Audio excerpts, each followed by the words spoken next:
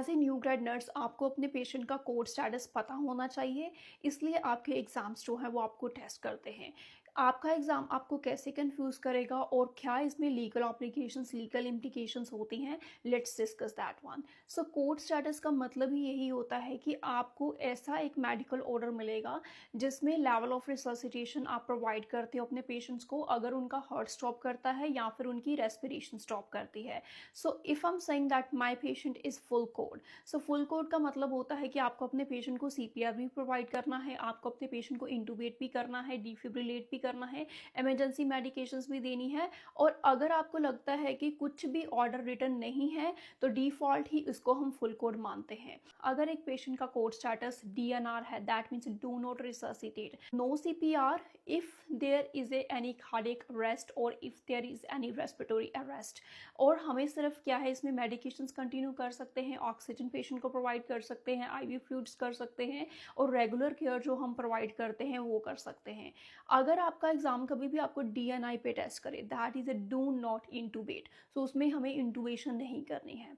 अगर आपका एग्जाम आपको कंफर्ट केयर पे टेस्ट करता है तो कंफर्ट केयर हो गया, दैट मीन्स कि हमें सिर्फ पेन रिलीफ के ऊपर फोकस करना है, हमें पेशेंट की कंफर्ट के ऊपर फोकस करना है और हमें पेशेंट की डिग्निटी जो है वो मेंटेन करके रखनी है।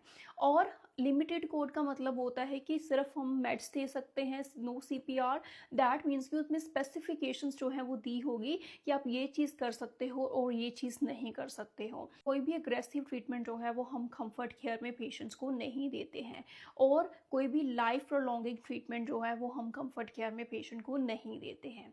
सो आपकी क्या नर्सिंग रिस्पॉन्सिबिलिटीज़ है, आपको हमेशा वेरीफाई करना होता है ऑर्डर कि कौन सा ऑर्डर जो है वो प्लेस है, फुल कोड है, आपका पेशेंट नो सीपीआर है, डीएनआई है, डीएनआर है। और ऑलवेज आपको रिस्पेक्ट करनी है पेशेंट की ऑटोनॉमी की। एंड ऑलवेज अगर आपको लगता है कि आपको कोई भी कन्फ्यूजन है तो आपको उसी टाइम में उसको क्लैरिफाई करना है, क्योंकि अगर आपको अपने पेशेंट का कोड स्टेटस नहीं पता और अगर कोई इमरजेंसी सिचुएशन अराइज हो गई तो आपके ऊपर भी ये जो एक्शंस है वो आ सकते हैं। तो अगर आपका एग्जाम कहे कि डीएनआर का मतलब है कि कोई केयर प्रोवाइड नहीं करनी, that is a wrong statement. Because अगर हम रिससिटेट नहीं कर रहे हैं लेकिन ये जो मेडिकेशंस हमारे पेशेंट्स को जा रही हैं, ऑक्सीजन जा रही है, आईवी फ्लूइड्स जा रहे हैं, जो रेगुलर केयर जा रही है वो हमें कंटिन्यू ही करनी होती है। और अगर आपका कभी भी आपको एग्जाम कंफ्यूज करे कि you are going to be act without any written order, अगर आपके एग्जाम में कभी भी एडवांस डायरेक्टिव डॉक्यूमेंट को इग्नोर किया जा रहा है तो that is also a wrong statement.